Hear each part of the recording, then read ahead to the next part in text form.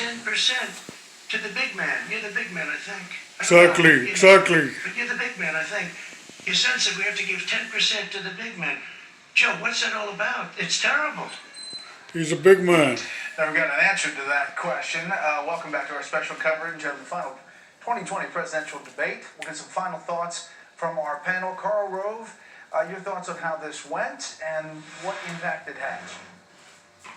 Well, I thought all the brilliant comments of my colleagues, I agree with the right ones and I disagree with the wrong ones.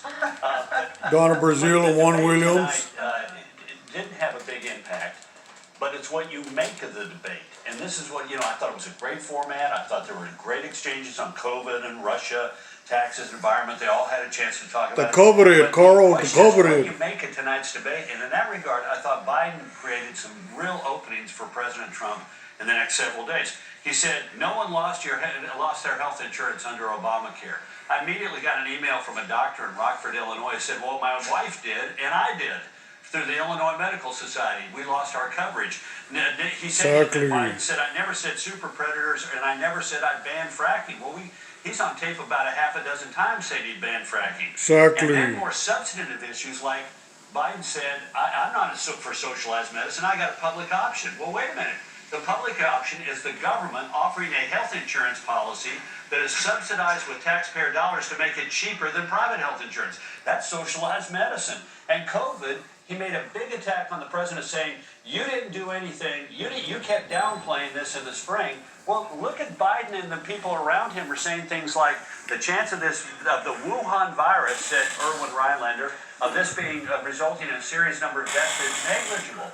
Zeke Emanuel says, don't go out and buy a mask because it won't do any good. And as, quote, as the spring comes on, the virus will go down. As the summer comes on, the virus will go down. So there's a bunch of stuff like that in tonight's debate that the president can play off of and say, see what he said in that debate? Let me tell you what the real truth of it is. And I don't know why Biden keeps doing this, but he said, I never took any money from foreign countries. Well, no one's accusing him of taking foreign money. They're accusing his son of taking money. And rather than saying, you know what, I hear you about Burisma, and I should have said something, and when I'm president, Hunter's not going to do stuff like that anymore, the American people would say, you know what, he knows it was a mistake. Instead, he dug himself deeper by saying, Hunter did nothing wrong. That's not what the American people think about this. Exactly. Chris Wallace, the exchange He's a big guy. Played He's a big guy in the emails. 10% for the big guy. It sort of hung in the air, and Biden didn't get a chance to answer it, and Kristen Welker jumped in with another exactly at that point.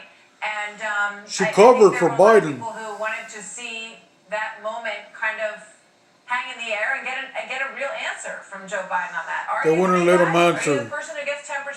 We didn't get an answer to that tonight. Yeah. What you laughing about? Yeah, I'd like somebody to call me the big guy, but nobody ever does, Martha. The big joker. Are you the big guy, Chris? You're a big joker. Look, he didn't want to answer that, and he didn't want to have that moment you're talking about, and I thought he was pretty skillful in terms of, as I say, talking about the president's Chinese moderator. talking about what are you hiding She on your pulled a Chris Wallace. This will continue, though. There's no and question she that the interfered. emails will be an issue that continues, but to pick up on Karl, I think the real She helped Joe Biden. She pulled a Chris Wallace. In a race to the finish.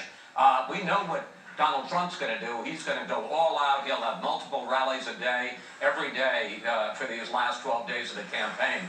Joe Biden cannot do, I understand he was preparing for this debate. He can't do anything past 10 a.m. More vigorous schedule than he's had so He's far. got to be back in bed. Go out into all the swing states. He'll turn into a... States. And I agree with Katie Pavlik. I think he's a vampire. He's got an issue there on talking about transitioning. He can't be out during the daytime. That may cause him some problems in a few of those swing states. He's been in politics for 180 years, he said. Famous moment with HW looking at his watch, and we had one of those tonight as well. Panel, thank you very much. Must be a vampire. It's a privilege to be here in Nashville, Tennessee. They do it right here. The Trump campaign ending saying that the president unmasked Joe Biden as a Washington politician. All talk, no action. So that's basically what we said.